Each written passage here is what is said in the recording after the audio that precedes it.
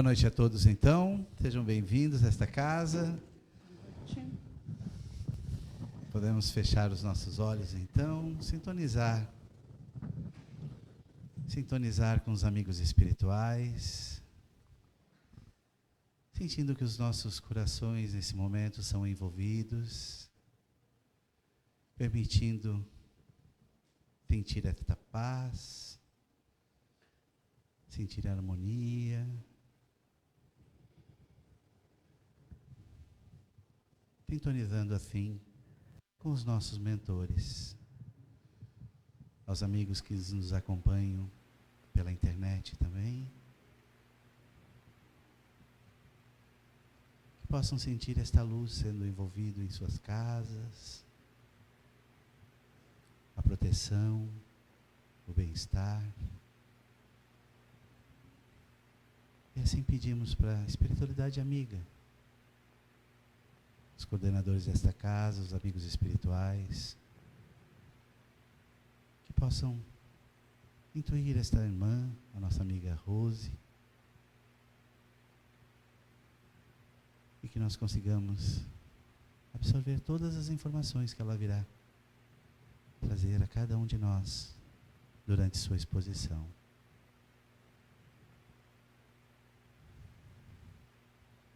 Que possamos sentir a presença dos amigos espirituais, do modelo e mestre Jesus, e que tenhamos uma noite com muito aprendizado, muito amor e muita paz em nossos corações. Que assim seja. Que assim seja. Rose, seja bem-vinda pela segunda vez à nossa casa, a segunda vez de muitas, certamente. Fique à vontade, tá Obrigada, bom? Queridos, boa noite a todos. É uma grande alegria estar aqui novamente. E hoje, então, para falar sobre a visão espírita sobre a adoção. Esse tema eu preparei há 3 anos atrás, eu comecei a trabalhar nesse assunto. E nesse ano, no mês de maio, eu acabei fazendo um ciclo com esse tema em algumas casas de Florianópolis, Biguaçu, São José, Criciúma. E eu vou confessar para vocês que nesse ano esse tema me tocou profundamente, porque quando nós começamos a nos aprofundar um pouquinho mais, quando nós começamos a querer mergulhar de corpo, alma e coração em um assunto, verdadeiramente ele nos toca. E nós só falamos verdadeiramente também sobre aquilo que sentimos na alma, a necessidade de ser falado, né? Então eu vou convidar a todos nesse momento para acompanharem o diálogo de 2 meninos. Esse diálogo desses 2 meninos, Pedro e Carlos, ambos com seus 6 anos de idade. Os 2 brincavam quando, de repente, Pedro segurou o bonequinho do Homem-Aranha em suas mãos e disse: "Eu acho que o Homem-Aranha veio de uma teia de aranha, porque todos vêm de algum lugar. A minha mãe me disse que eu vim de dentro da barriga dela. Eu era uma sementinha. Aí eu fui crescendo. A minha mãe ficou com um barrigão e eu nasci." Carlos, que ouvia atentamente a história do coleguinha, disse: "Poxa, cara, que legal. Então você veio de dentro da barriga da sua mãe. E eu não. Porque a minha mãe me disse que eu vim de dentro do coração dela." Meus queridos irmãos, feliz de quem é capaz de adotar o amor.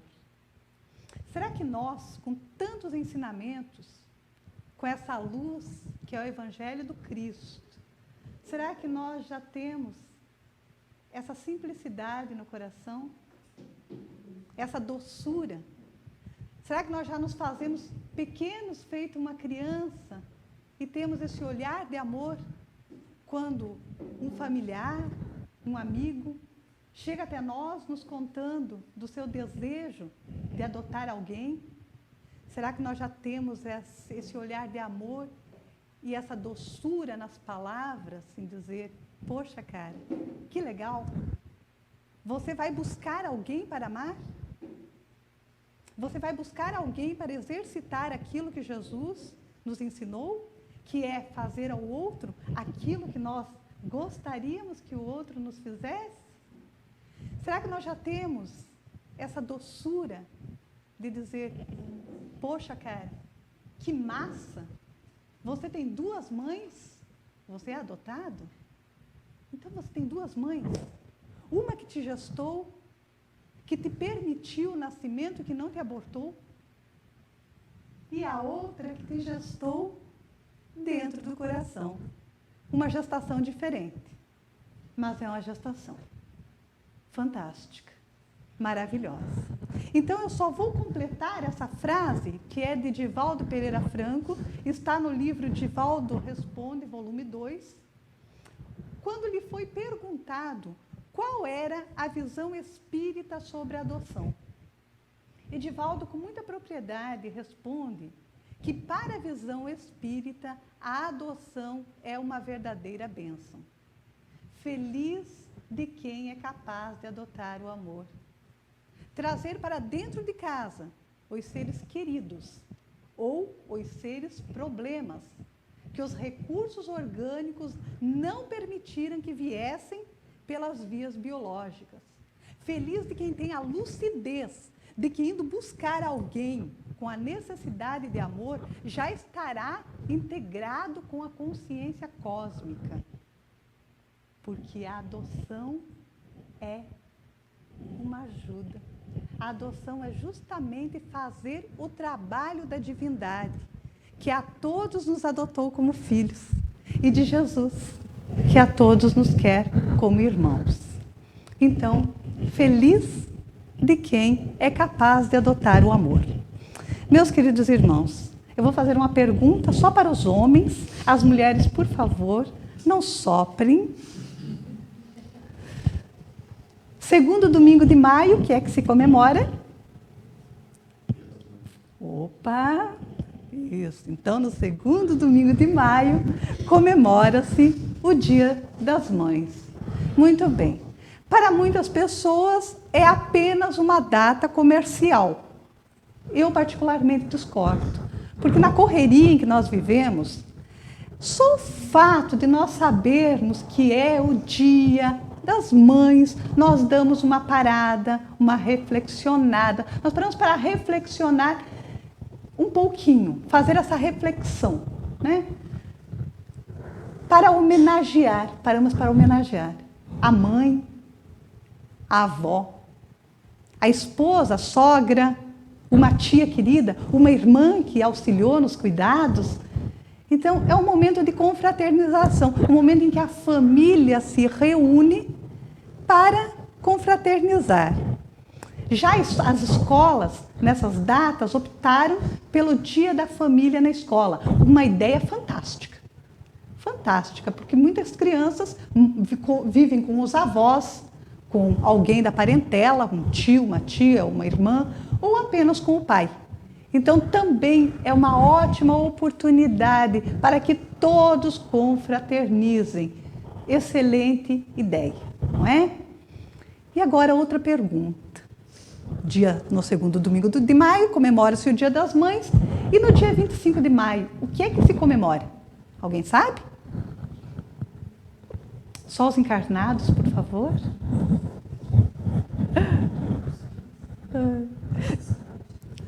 Não, meus irmãos, olha só. Vou responder então. Dia 25 de maio comemora-se o Dia Nacional da Adoção, criado em 1996, no primeiro Encontro Nacional de Associação e Grupos de Apoio à Adoção. Tudo bem que as pessoas não saibam, porque é uma data pouco divulgada. Inclusive, no dia 25 de maio, que eu estava lá no embalo, né, do ciclo da família, estava trabalhando esse tema, eu parei no dia 25 de maio e fiquei esperando alguma reportagem. Não, uma nota muito rápida a respeito. Então, é pouco divulgada e deveria ser mais divulgada. Pois no Brasil, segundo o Cadastro Nacional de Adoção, CNA, criado pelo Conselho Nacional de Justiça, o CNJ, 40 mil crianças e adolescentes vivem em abrigos em todo o país. Destes, pouco mais de 5 mil estão aptos a serem adotados. E os demais, então, esperam que a justiça defina o seu destino: voltar para a família biológica ou ser encaminhadas, então, para adoção. E aí, deixa eu explicar isso, então. Cadastro Nacional de Adoção, CNA. CNA existe desde 2008. É uma ferramenta digital que auxilia, então, os juízes das varas de infância e da juventude naquele processo, né, de adoção. Então, eles ajudam a agilizar esse processo, certo? E o CNA, esse Cadastro Nacional de Adoção, é o único meio legal de se adotar uma criança, certo? Precisa entrar, então, nesse cadastro, entrar nessa fila, porque essa é a única maneira legal de adoção. Então, que ninguém saia por aí oferecendo o filho para adotar e que também ninguém saia buscando de outras formas essa adoção, porque isso é crime, certo? Bem, 40 mil crianças e adolescentes vivem em abrigos em todo o país. Bom, destas, pouco mais de 5 mil, né, estão aptas a serem adotadas. O que acontece com as demais? Bem, muitas dessas crianças que se encontram em abrigos ou casas de passagem, que nós não chamamos mais de orfanato, abrigo ou casa de passagem, a maioria delas ainda tem vínculos com a família biológica. Então, é muito interessante o cuidado, e é necessário também. A prioridade é sempre que a criança retorne para a família biológica. Esgotando-se todos esses recursos. Não, a criança não tem mais possibilidade de voltar, então, para a família biológica. Não vai voltar para a família biológica. Então, aí sim, o juiz determina que essa criança seja encaminhada para a adoção, certo? Ok, 5 mil crianças estão aptas a serem adotadas. Pois é, Rose, mas por que então a fila é tão grande? Lá no Cadastro Nacional, tem tantos pais lá esperando. Para cada criança adotada, tem 6 pais aguardando. Olha só, o número de candidatos a pais é muito maior que as crianças que estão aptas a serem adotadas. É muito maior que esse número, certo? O que acontece, então? Bem, é que muitos desses pais, eles têm as suas preferências. Querem crianças, bebês, recém-nascidos ou até 2 anos de idade. Tá? 33% dessas famílias preferem, então, bebês recém-nascidos ou até 2 anos de idade. Outros tantos escolhem pela cor de pele, preferem crianças claras, e outros pelo sexo, e preferem meninas. Bem, em relação à idade das crianças, esse perfil não é a realidade dos nossos abrigos. A maioria das crianças que se encontram em abrigos ou em casas de passagens, elas têm mais de 5 anos de idade. Então, essa não é a nossa realidade, né? Bem, não é uma crítica, isso são dados, tá? Foi feita uma pesquisa, isso são os dados. Porém, estamos em uma casa espírita. Estamos falando de Jesus. Né?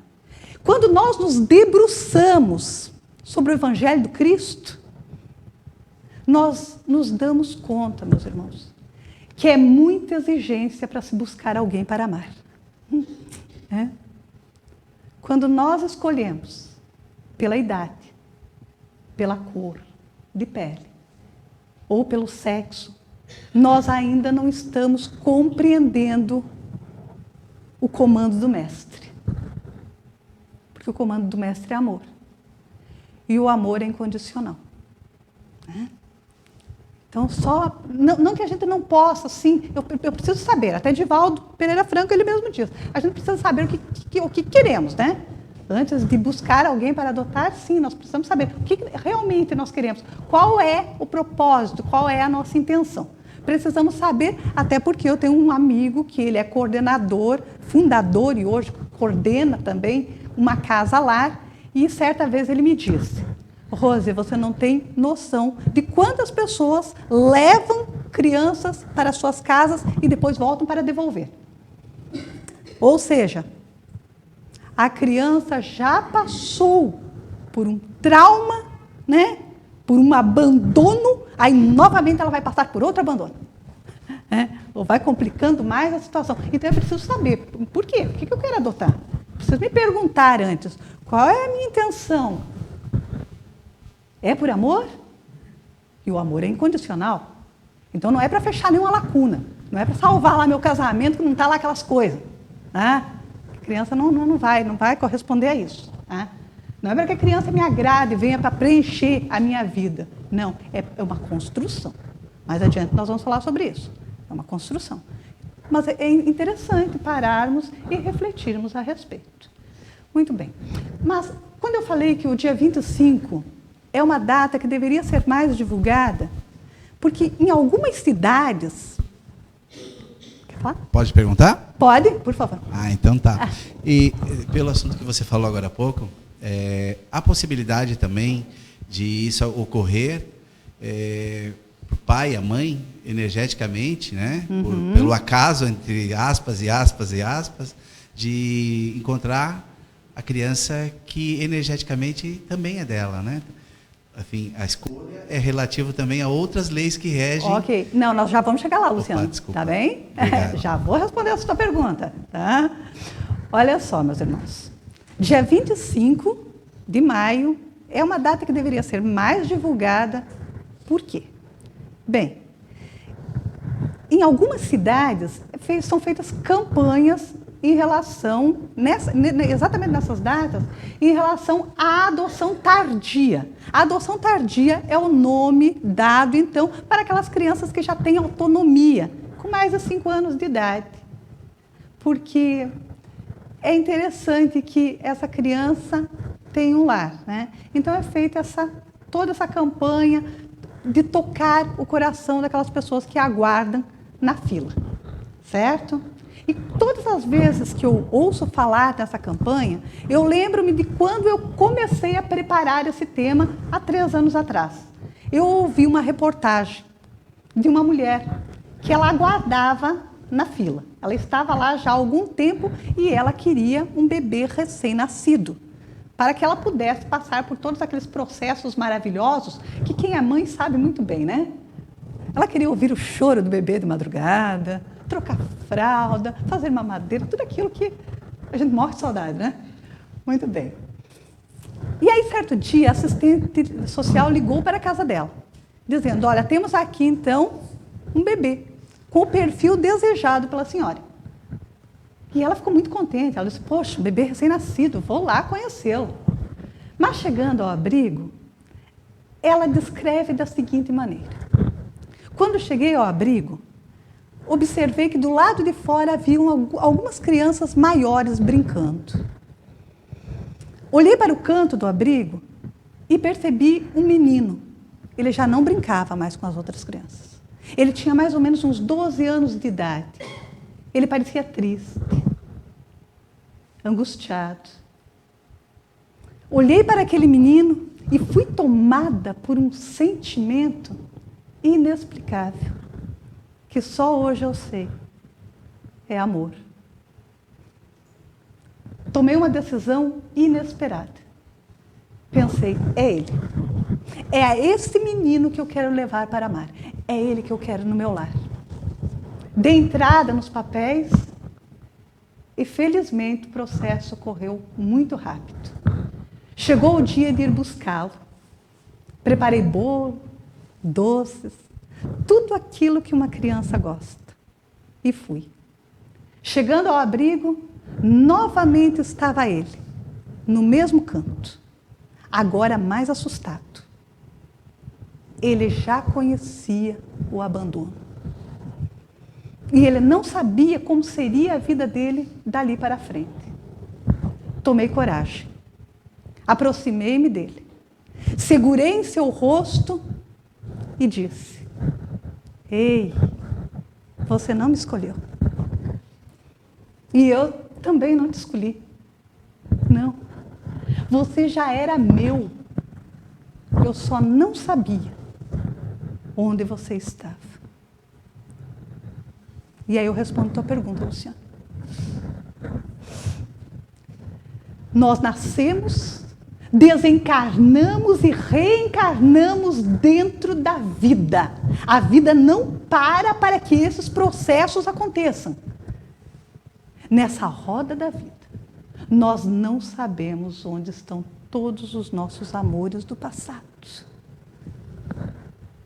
Nós não sabemos onde estão aqueles com quem nós precisamos reajustar. Onde nós precisamos resgatar. Através do amor, que nos reabilita perante a nossa própria consciência. Então, meus irmãos, quando nós estamos com o coração aberto, quando nós começamos a compreender o que Jesus nos ensinou, quando nós começamos a compreender verdadeiramente, quando nós somos tocados na alma, aí sim, nós abrimos a nossa mente, nós abrimos o nosso coração e prestamos atenção. Passamos a prestar atenção naquela pessoa que chega até nós. Paramos de fazer tantas exigências, deixamos o nosso orgulho de lado, o nosso egoísmo, o nosso eu, e passamos a observar com o coração. Allan Kardec, em O Evangelho segundo o Espiritismo, no item 8, capítulo 14, com muita propriedade, ele diz que há 2 núcleos familiares. As famílias pelos laços corporais, que é a família biológica, que é muito importante, é o nosso porto seguro, né? A nossa família biológica é a nossa referência. Né? E as famílias pelos laços espirituais, que somos nós. Que somos nós. Bem, em O Livro dos Espíritos, na questão 205, Allan Kardec também vai questionar os benfeitores espirituais. Que, para certas pessoas, a doutrina da reencarnação parece destruir os laços familiares, fazendo remontar as existências anteriores. E os benfeitores vão dizer que não. Que a família, ela estando bem estabilizada, né? Nessas leis de amor, os compromissos fraternais, eles vão aumentando. Então, estende-se esse sentimento. Nós vamos observando melhor o nosso colega de trabalho, aquela pessoa que eu simpatizo ou que eu não simpatizo, mas que eu preciso conviver com ela. Por quê? Por que é que ela foi colocada aqui? Por que é que eu tenho que conviver? Por que é que eu tenho que aprender com ela? Por que é que ela me trata dessa maneira? Ou por que é tão gostoso me aproximar dessa pessoa? Por que é que me faz tão bem?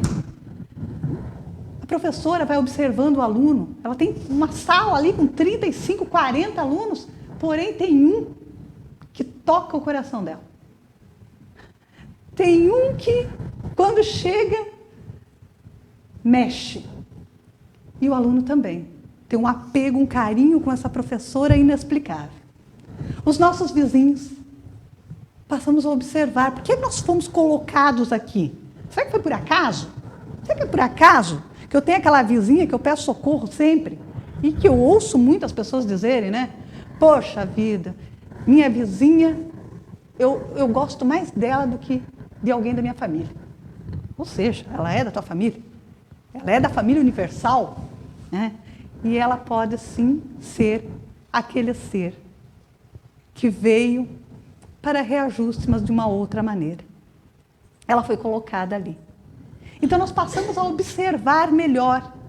Sabe quando eu fui morar onde eu moro hoje, há uns 20 anos atrás, um lugarzinho próximo do mato, maravilhoso, um ambiente gostoso. Porém, quando nós chegamos, 3 famílias já moravam ali, famílias nativas da ilha.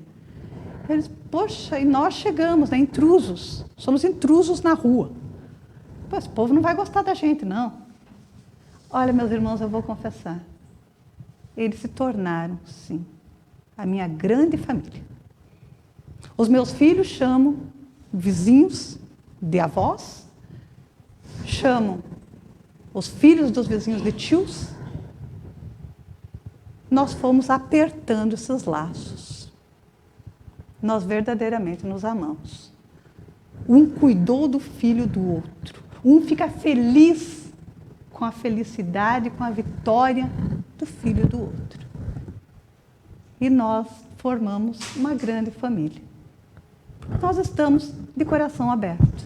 Quando o coração se abre, quando nós ficamos atentos, nós passamos a perceber que são reencontros, que nada é por acaso.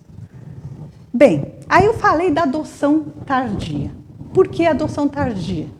Bem, quando uma criança cresce em um abrigo, por melhor que seja esse abrigo, tá?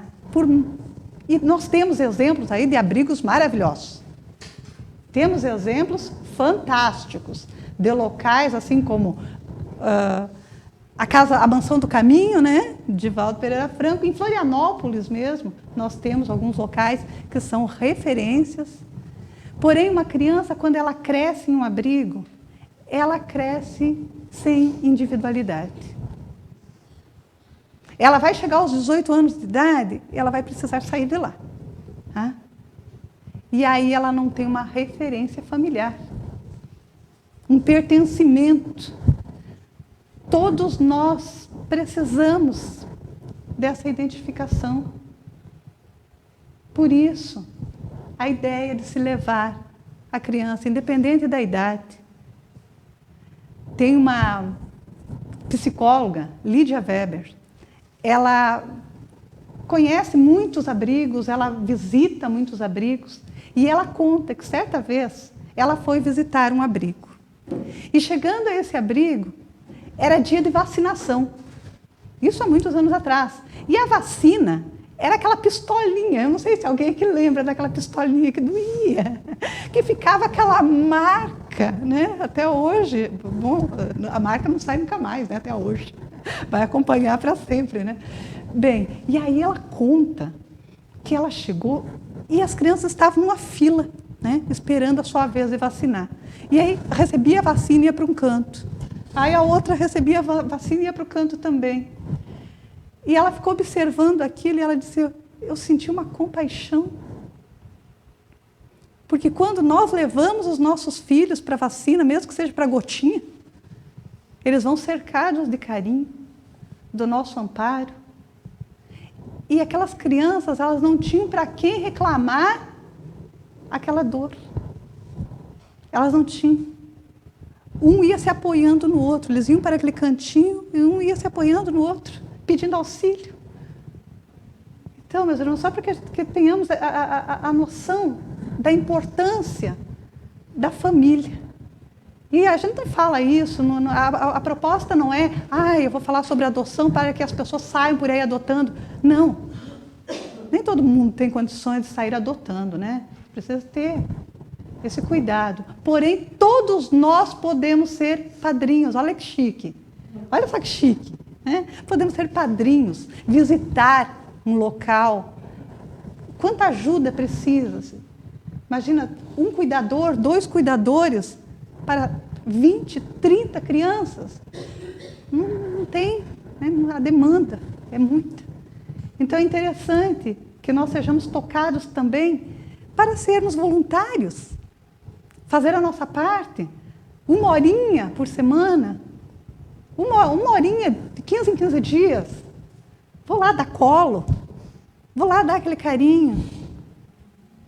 Podem ter certeza, nós recebemos muito mais do que doamos, porque é gratificante você olhar para o olhar de uma criança, porque a criança ela não tem, ela é pura, o coração é puro, ela te olha com amor, ela sente quando ela está sendo amada, amparada. Né? Mas aí, quando nós falamos em adoção tardia, porque tem muita criança maior de 5 anos de idade que vão ficando nos abrigos. E quando se adota uma criança acima de 5 anos de idade, com 12 anos, como foi o caso daquela mãe da história, aí leva a criança para casa e vamos ser felizes para sempre assim? Oi? Não, né? Olha, pode levantar a mão, se alguém quiser interromper, faz pergunta, tá? Sem problemas. Tá? A gente para e depois recomeça de novo. Então, não é assim, né? Não, porque vai começar uma construção. Tá? Não esperemos que essa criança venha grata por aquele ato. Não, eu adotei, o filho vai ser grato. Não, não vai. Ele já passou por tantas dificuldades.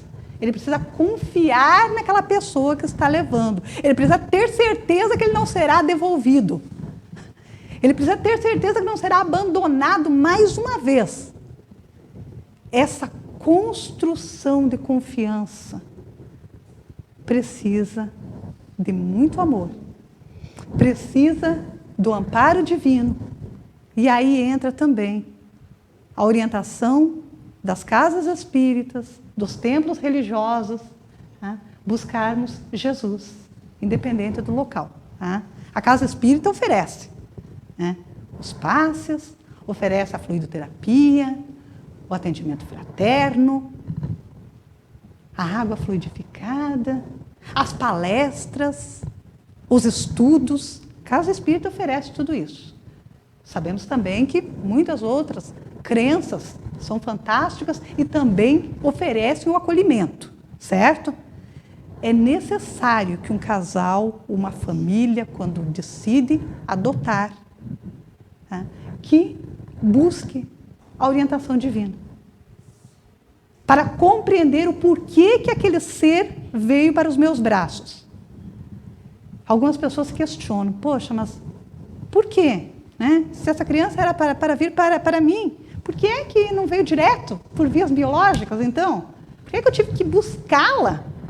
Né? Passar por todo esse processo, que é o processo... Porque não era mais fácil se tivesse nascido, então, dentro da minha família? Bem, meus irmãos, nós temos um livro fantástico também, que é Nossos Filhos São Espíritos. Vejam bem. Espíritos. O que acontece, então, no caso da adoção segundo a visão espírita? Quer fazer pergunta, Luciana? Tranquilo? Bem, olha só, o que acontece segundo, então, a orientação que nós encontramos nas obras básicas e nos livros espíritas também, é que algumas crianças, elas nascem em famílias bem estruturadas. Elas têm todo o carinho, todo o amparo no decorrer da sua vida. Crescem, tendo todo esse amparo. Porém, quando eles se estabilizam na vida, eles deixam o pai em pleno abandono, os pais. Tá? Abandonam os seus amores. Ao retornarem ao plano espiritual, eles se dão conta do equívoco, do mal que causaram aqueles pais que o ampararam. E eles mesmos, muitas vezes, pedem para retornar. Dessa maneira. Primeiro eu vou passar por esse sentimento de abandono até retornar ao colo desses pais. E tem outro lado também. Aqueles pais saudáveis, que podem ter seus filhos, que podem amparar os seus filhos, e eles simplesmente optam pelo aborto. Quando eu falo optam pelo aborto, é porque no passado, quando se falava em aborto, atribuía-se à mãe essa responsabilidade. E hoje nós já sabemos que o aborto é responsabilidade do pai, da mãe, da família, dos médicos, ou seja, é responsabilidade de todos os envolvidos nesse ato. E aí o que acontece com esses pais também? Ao retornarem à pátria espiritual, também se dão conta do mal causado. e também pedem para voltar e passarem por esse processo de ir buscar alguém, encontrar alguém que já foi seu. Você já era meu. Eu só não sabia onde você estava. Essa criança já pertencia a essa família. A adoção foi um meio de retorno. A espiritualidade é maravilhosa. Ninguém está solto por aí, tá? Nós não estamos soltos por aí. Todos nós estamos sob o cuidado do Mestre. Então, meus irmãos, para que possamos prestar atenção. Então, quando nós buscamos alguém maiorzinho, né, precisamos fazer essa construção, né, de confiança para que a criança saiba que ela é amada e que ela não será devolvida, que ela não será abandonada. Porém, é perguntada a Divaldo Pereira Franco também o que fazer com aquela criança que vem com síndromes, aquela criança que vem revoltada e ela já passou pelo abandono. O que fazer com ela? Deixa ela fazer tudo que ela quiser? Não, né? Divaldo responde que quando nós amamos com piedade, não é amor. É um sentimento conflituoso. Tá? Quando nós permitimos que os nossos filhos, sejam eles biológicos ou adotados, quando nós permitimos que eles fujam às regras do bom tom, dos seus deveres morais e sociais, nós estamos sendo coniventes com as deficiências deles. Vejam bem, tamanha nossa responsabilidade. Tá? Aquele ser foi-nos entregue para que nós possamos conduzi-los, já que eles não têm o discernimento para saber o que é certo e o que é errado. Então, essa é a responsabilidade dos pais, encaminhar. Edivaldo diz: disciplina sem autoritarismo, com energia, sem dureza. O filho precisa compreender. A autoridade de pai e de mãe é autoridade moral. E os filhos precisam entender isso. Tá? Nós precisamos fazer com que eles compreendam isso, que é para o seu bem. Toda orientação, todo não, na hora certa, é necessário. E quando nós cuidamos dessa maneira, quando nós somos vigilantes, o filho se sente amado. Opa, tem alguém cuidando de mim. Né? Tem alguém que se preocupa comigo. Tem alguém que zela por mim. Então, meus irmãos, a importância de nós sermos firmes, sim, firmes, compreendendo a nossa missão aqui. Porque é missão, tudo é missão. Né? Estamos em missão. O matrimônio é uma missão, os relacionamentos, missão. A paternidade, a maternidade, também. Então, maternidade e paternidade adotiva. Aí eu vou só esclarecer, tá? Quem quiser pode perguntar também. Mas algo que é muito importante. A adoção, ela independe do estado civil, certo? Mães podem adotar, pais podem adotar, 2 mães podem adotar, 2 pais podem adotar, tá? Fazem um trabalho fantástico, pai e mãe podem adotar. É assim que funciona. Desde que a criança adotada, a criança em questão, tenha 16 anos a menos que a pessoa que está a levando, certo? Então, interessante que a gente saiba disso, porque também atribuía-se a adoção ou só ao casal ou à mãe. Também a outra questão que precisa ser discutida. Quando é o casal, os dois têm que entrar num acordo para não chegar naquele conflito, eu quero, o outro não quer. A família toda precisa acolher. A adoção é acolhimento. Então, aquela criança, ela precisa saber que ela está indo para uma família. E a família toda tem que ser avisada. Né? O avô tem que ser avisado, ó, estou trazendo seu neto. Não veio do meu ventre, mas ela veio do meu coração. E eu gostaria que ela nascesse no coração de toda a família. Porque aí sim, meus irmãos, nós estaremos fazendo o trabalho da divindade. Então, maternidade e paternidade adotiva, a responsabilidade de todos. Marcos Antônio Pereira dos Santos, médico pediatra, ele fala o seguinte, que nós precisamos amar a todos. Sentir que Deus é nosso Pai e que todos nós somos irmãos. Todos somos irmãos. Então, a maternidade ou a paternidade adotiva é o exercício de amor. Esse homem fala isso com muita propriedade. Porque na família, eles têm 25 crianças adotadas. O irmão foi adotar, aí o outro irmão resolveu adotar também, e eles formaram uma grande família. Vejam bem, a conscientização de que podemos sim. Porque os verdadeiros laços, segundo o Evangelho, os verdadeiros laços familiares não são os laços consanguíneos. Como eu disse, os laços consanguíneos são muito importantes. Precisamos cuidar muito bem da nossa parentela, tá? Biológica. Porém, os verdadeiros laços de família são os laços espirituais. Esses laços que nos unem, esses laços que nos aproximam, né? Para que nós possamos verdadeiramente caminharmos juntos. Tá? Alguém gostaria de fazer alguma pergunta dentro do assunto?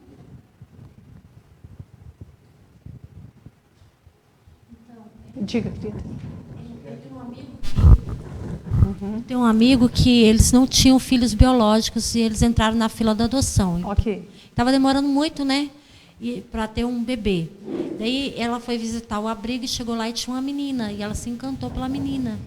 E aí disse para o juiz que queria adotar aquela menina. Só que o juiz falou assim para ela: olha, ela tem uma irmãzinha. Eu não gostaria de separar as irmãs. Então volta para casa, converse com seu marido e vê se vocês querem adotar as duas. Porque não é bom para as duas se separarem. E aquela noite eles não dormiram, né? Uhum. Daí eles adotaram as duas. E foi a sorte da menina, porque a menina que não ia ser adotada, no caso, a irmã, ela tinha um problema cardíaco gravíssimo. Então ela tinha poucos meses de vida.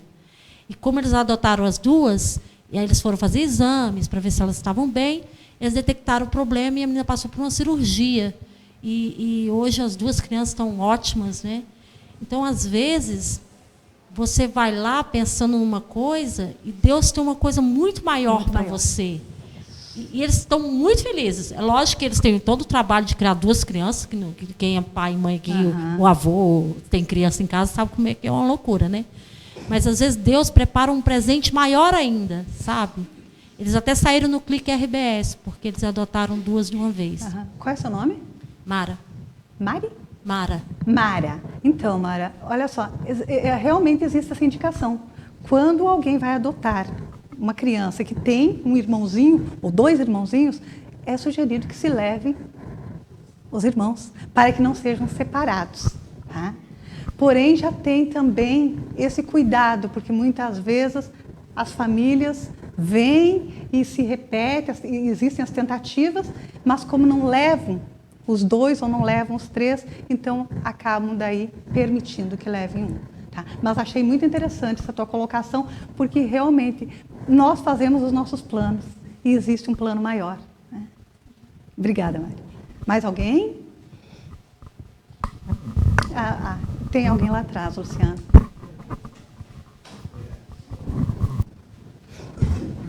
Oi. Oi. Eu queria perguntar assim, tem crianças que passam por situações muito difíceis com os pais de origem, né, com a família biológica. A família biológica, isso.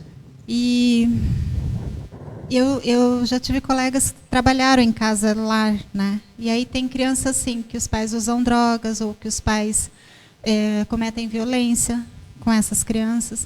E eu sei que os juízes têm uma resistência muito grande de tirar as crianças dessa família biológica, mesmo quando a criança, às vezes, sofre essas situações, né, que são perigosas.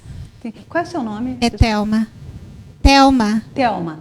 Eu queria saber assim, se isso tem mudado e se não é mais perigoso, às vezes, continuar com uma família onde a criança está sofrendo isso, do que ir para o lar ou ir para outra família mesmo. Então, Thelma, sim, tem mudado, sim. Tá?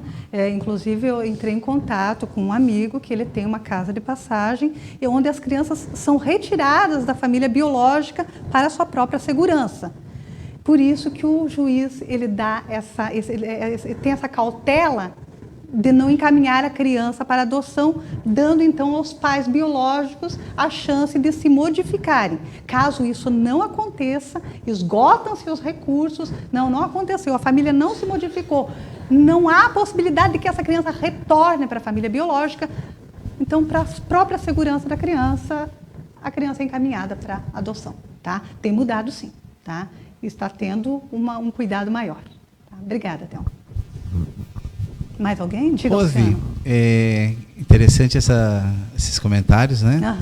E lembrando que Deus, né? Deus, sempre Deus. É o nosso pai, é o Pai. É o Pai. Se Ele é Pai, somos irmãos. Sim. Se somos irmãos, então essa tua exposição hoje é muito boa, muito bem colocada. Podemos lembrar que se todos somos irmãos, todos deveríamos nos ajudar. Isso. Luciano, aí foi legal você ter falado, porque enquanto eu preparava também esse tema, eu conversando com o Maurício, que é da Casa Lar, né? E ele é um coordenador de uma Casa Lar, fundador também, e ele me passou então um material que ele tinha, onde diz o seguinte: na Terra, nós somos todos adotados. Todos. Já que nas reencarnações nós mudamos de família. Em cada reencarnação temos outro pai e outra mãe. O único que é sempre o nosso pai em todas as nossas existências é Deus. Né? Então, meus irmãos, somos sim todos irmãos. Diga, então. É porque eu já escutei profissionais que trabalham com isso dizendo assim, que tem pais biológicos que não adotam os próprios filhos. Tem o filho, mas não consegue assumir aquela paternidade ou maternidade de fato. Né? É pai biológico, mas não adotou o próprio filho. E isso tudo a doutrina nos explica, porque no livro que eu citei antes, Os Nossos Filhos São Espíritos, diz claramente que nós estamos aqui para reajustes. Nós viemos para reajustarmos. O fato de alguns pais rejeitarem os seus filhos é justamente sucumbir na prova. Esse filho veio, mas o meu coração não aceita. O meu coração não aceita. E daí? Temos o nosso livre-arbítrio, então fazemos as nossas escolhas. E a criança também não vem com manual de instrução. A criança muitas vezes vem trabalhosa, muito trabalhosa, porque são espíritos que têm experiências anteriores e chegam e também não conseguem manter um bom relacionamento dentro daquela família biológica.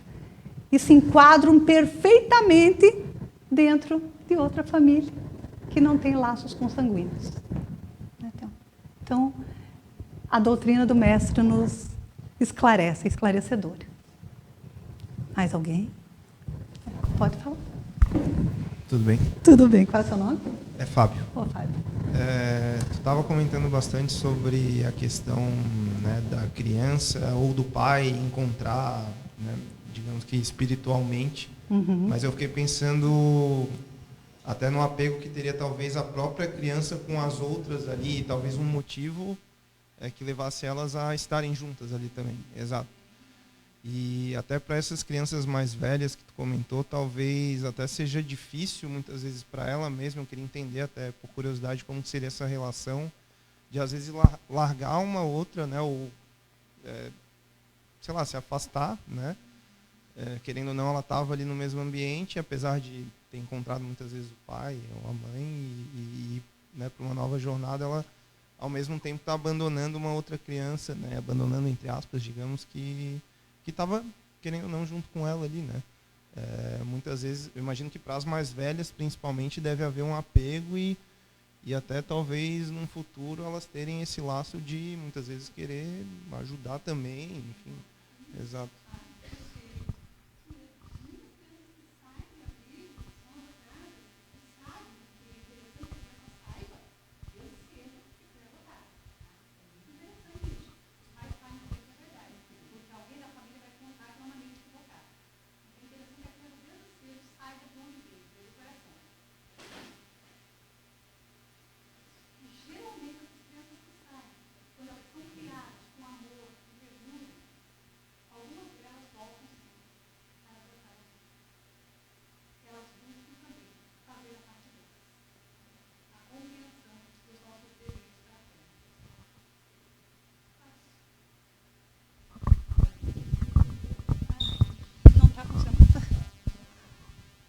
Queria saber por que muitas vezes tem muitos pais e eles têm dificuldade de ter seus próprios filhos, né? Uhum.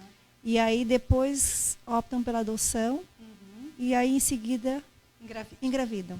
O que a espiritualidade tem a dizer? É um processo. Também é um processo. Também fazia parte desse processo evolutivo. Passar por aquela experiência para depois, então, né, caso ela não tivesse passado por aquela experiência de não poder gerar seu próprio filho, talvez ela não fosse buscar alguém para adotar. E aquilo estava na programação. É assim que explica a doutrina. Já estava na sua programação. Porém, como é um processo, e o processo, nós ainda estamos distantes de compreender os desígnios do Pai, né? Quando nós começamos a compreender o Evangelho do Cristo, nós percebemos quão pequeninos nós ainda somos. Porque muitos casais... Qual é o seu nome? Desculpa. Val? Olha só, Val. Muitos pais relatam isso. Olha, eu não podia ter filho. Fiquei de 5, 10 anos tentando e não conseguimos. Optamos pela adoção. E assim que adotamos, eu relaxei. Ou seja, relaxa a mente, relaxa o corpo. E aí o filho vem. Mais alguma coisa, Val? Era isso? Então tá bom. Diga. Meio confuso. Ok. Você falou que quando, às vezes, o espírito sofre um abandono, ele vai passar por isso de novo, tá? Então ele pede para nascer uma mãe. Essa mãe vai cair no mesmo ciclo desse espírito que vai abandonar uma criança. Como é que funciona esse ciclo dessa mãe? Desculpa, qual é o seu nome? Roberto. O Roberto, olha só, eu acho que nós não nos entendemos direito. É assim, quando uma criança cresce e abandona os seus pais, ele abandonou. Ele deixou os seus pais no abandono. Chegando no plano espiritual, ele se dá conta do mal que ele causou para aquela família que o acolheu. Então ele pede para retornar e passar por aquele processo de abandono até poder chegar novamente ao colo dessa família. Como é que se passa essa mãe que ele vai nascer numa outra família? Sim, ele vai certo? nascer em uma outra. Essa mãe que vai abandonar, porque ele para sofrer, essa mãe vai ter que abandonar esse filho, correto? Para ele encontrar na frente a família, ou quem seja. Essa mãe está passando por mesmo coisa dele. Ela está abandonando o filho. Isso não vira um ciclo para essa mãe que abandonou ele? Na verdade, nós estamos aqui em ciclo, nós estamos aprendendo. A nossa caminhada evolutiva é justamente de aprendizado. Nós temos o nosso livre-arbítrio que nos permite, uma liberdade relativa, mas que nos permite fazer as nossas escolhas. Então nós vamos escolhendo. Certo, Roberto? Nós vamos escolhendo. Eu vou escolher. Eu tenho opção. Nós sempre temos escolha. Né? O filho nasce, por mais difícil que seja a situação. Tem muitas mães que vivem numa miséria, mas elas criam todos os filhos. É escolha. E algumas que não suportam. Algumas não suportam nem pela pouca idade. Poxa, eu sou tão jovem ainda. Não posso, não tenho condições. Então, é uma escolha. E é um processo. Até o momento que o espírito vai entrar num processo de exaustão, ele vai ficar exausto de tanto se repetir naqueles erros. E isso. Vai chegar esse momento. Né? Peraí, isso aí eu já tentei. Eu já passei por isso. Isso eu já não quero mais. Agora eu vou voltar e eu vou tentar. E aí a minha consciência, porque a justiça divina, onde ela está escrita? Em nossa consciência. Então, seria uma das duas, da mãe e do menino. São resgates de ambos. Tudo é resgate. Nada está errado, tudo está certo. Nós é que ainda não compreendemos. Diga, meu João. Não é exatamente uma pergunta, é mais um comentário. Sim. O meu nome é Gilvan. Gilvan. Ensina-nos, Pedro, que o amor cobre uma multidão de pecados. Uhum. E enquanto você falava, eu estava imaginando, porque a gente conhece muitas pessoas que muitas vezes voluntariamente se envolvem em processos abortivos. Sim. E não uma vez. Por exemplo, eu morei algum tempo em Campo Grande lá, sabíamos, no Mato Grosso tinha uma determinada enfermeira que participava, assim, quase uma indústria de abortos em que ela praticava. Uhum.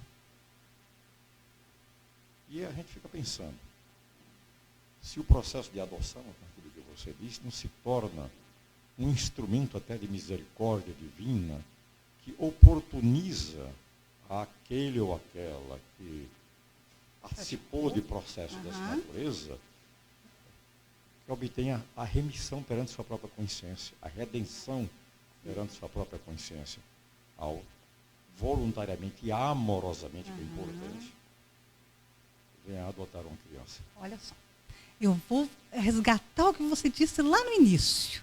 Tá? O amor cobre uma multidão de pecados. Então, nem sempre nós precisamos resgatar através da dor. Pode ser através do amor. Nós vamos reparando os nossos débitos, reparação. Nós vamos reparando, sim, através do amor. E, sim, a adoção pode ser, né? Algumas pessoas já têm tantos outros débitos, mas, às vezes, uma adoção carinhosa, amorosa, ela pode cobrir todo o mal que ela fez no passado. Tamanha a bondade divina por seus filhos. Certo. Obrigada, meu irmão. Luciano, a gente encerrou já, ou eu posso... Pode. Eu só vou encerrar, então. Pode. E eu gostaria, só 2 minutinhos para que eu possa transmitir para vocês ou relatar para vocês uma experiência pessoal que cabe aqui, nessa nossa fala de hoje, nessa nossa reflexão de hoje. Eu queria contar para vocês, compartilhar com vocês, que eu fui adotada por um homem, por meu pai, ainda dentro do ventre da minha mãe. Um homem muito simples, que no ano de 1968 enfrentou todo o preconceito de uma sociedade e assumiu uma mulher que tinha um filho de 2 anos de idade e estava grávida de 8 meses de outra criança. Para que ele pudesse ficar conosco, ele precisou afastar-se de toda a família dele, pois a família não aceitava de forma alguma. Tive um relacionamento com esse homem de amor, de afinidade tão grande, que eu não cheguei a ter isso com a minha mãe, que era mãe biológica. Eu não cheguei a ter isso com ela. O nosso amor era imenso. Jamais ouvi dele eu não ser filha biológica. Ouvi da parentela. Parentela, como eu disse, conta mesmo. Mas dele jamais. Em 2005, esse homem adoeceu gravemente. Os médicos nos chamaram e nos comunicaram que ele estava entrando em fase terminal. Fui para o hospital tomar conta dele, mas antes disso, conversei com meu irmão e com minha mãe e decidimos, vamos avisar a família dele.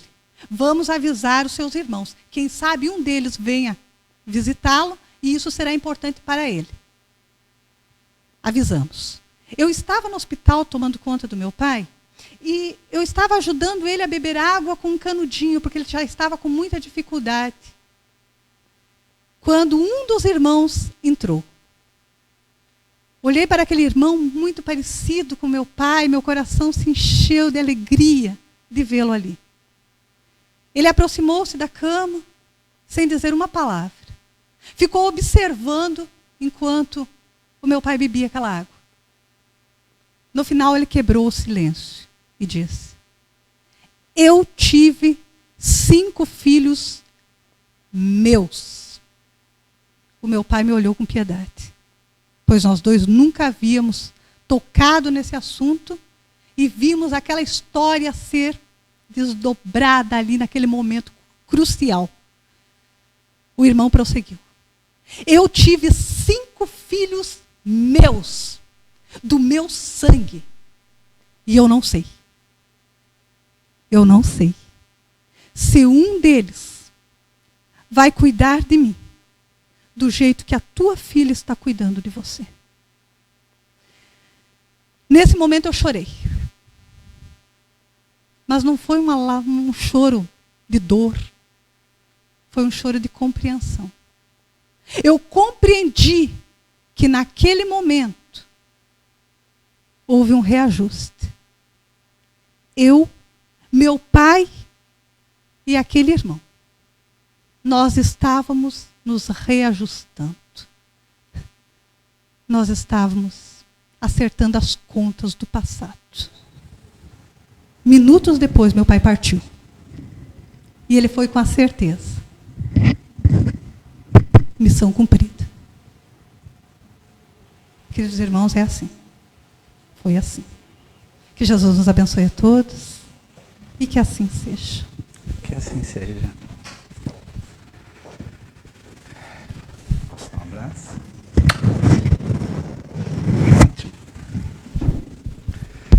Sem comentários, né, sobre o que conversamos nessa noite. Só podemos, então, fechar nossos olhos e agradecer a Jesus. Agradecer por essas energias que aqui tivemos nessa noite. Agradecer por nossa amiga, que certamente foi muito bem inspirada. E assim podemos sentir em nossos corações esse alento, essa harmonia. E melhor ainda, que saibamos então levar para os nossos lares essas energias, essas palavras,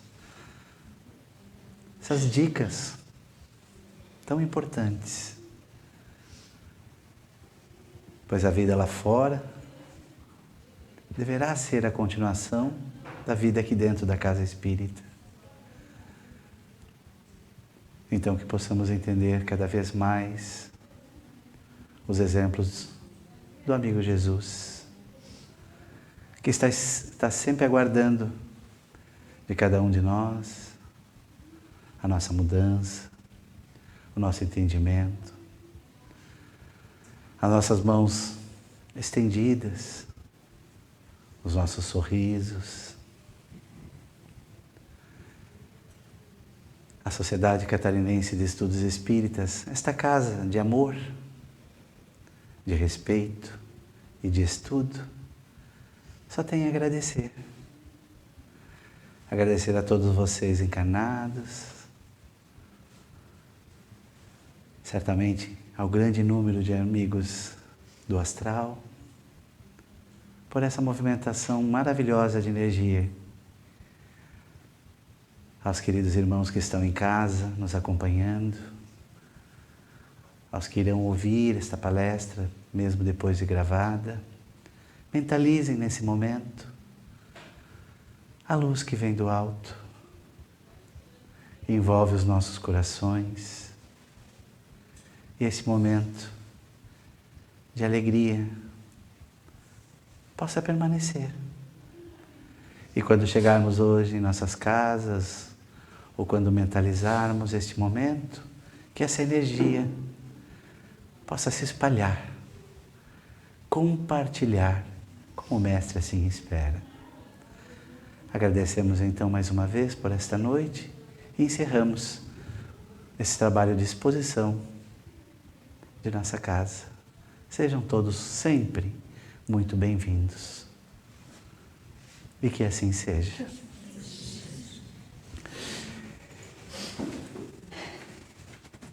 Até a próxima semana, não é?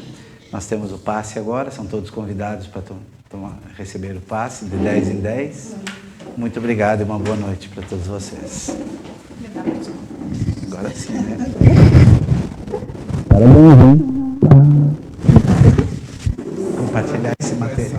Compartilhar esse material.